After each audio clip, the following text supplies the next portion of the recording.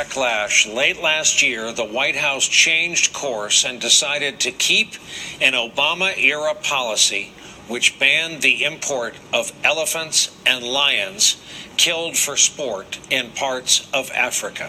At the time of this decision, Trump went on Twitter calling the practice a horror show. The change of policy was seen as a win by humane organizations and as something of a surprise, given that the two Trump sons are big game hunters. When asked by Piers Morgan just over a month ago, the president, in fact, stood strong on his administration's decision to enforce this original policy. I changed it. I didn't want elephants killed and stuffed and have the tusks brought back into this. And people can talk all they want about preservation and all of the things that they're saying, where money goes toward, well, money was going, in that case, going to a government which was probably taking the money, okay? I turned that order around. You know, that was an order. That was done by a very high-level government person. As soon as I heard about it, I turned it around that same day. Not even a day went by.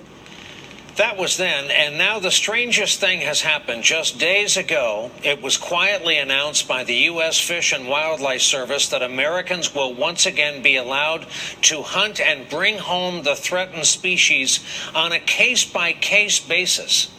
With us tonight to talk about it, Jeff Corwin, wildlife biologist, conservationist, and Emmy Award-winning TV host of Ocean Treks. Jeff, what do you think has happened here, and what do you think would constitute a case that you would be allowed to ship the parts of an elephant to JFK after your trip to Africa? Well, Brian, to be honest with you, this decision is sad. It's deplorable, it's depressing, but it's not surprising. This is an administration that does not always stand by its word, that waffles. So the fact that he's reversed course in this, it's not surprising, but it's very depressing. In Africa today, there are only 6 remaining countries out of the 54 African nations that allow big game hunting. And the 2 countries that have been highlighted in this debacle are Zimbabwe and Zambia.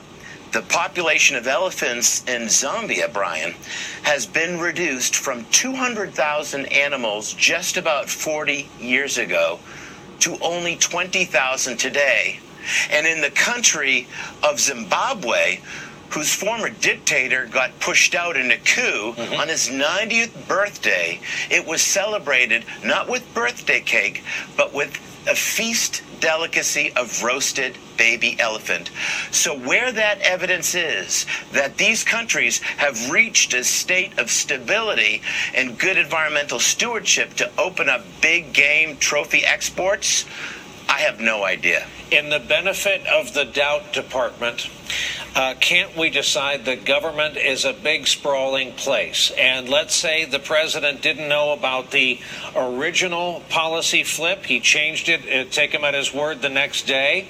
Let's say that this is an inside play by somebody at the Interior Department and the Trump White House is just now learning of this. Is that possible? In this situation, reality seems like fantasy. This policy, which was put in place by the Obama administration in 2014, was based on sound science and was based on the $20 billion a year black market wildlife trade.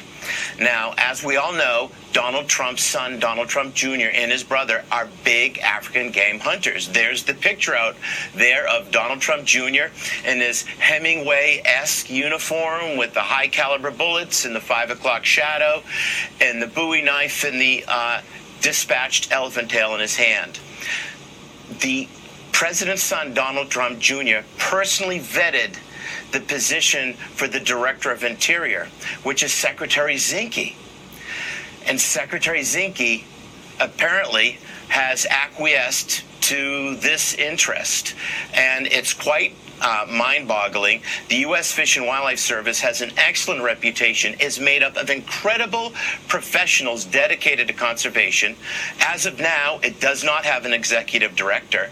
So who knows where the logic is behind this decision? But what we do know, Brian, is that the population of African elephants in just under a century has decreased from 10 million animals to just 400,000.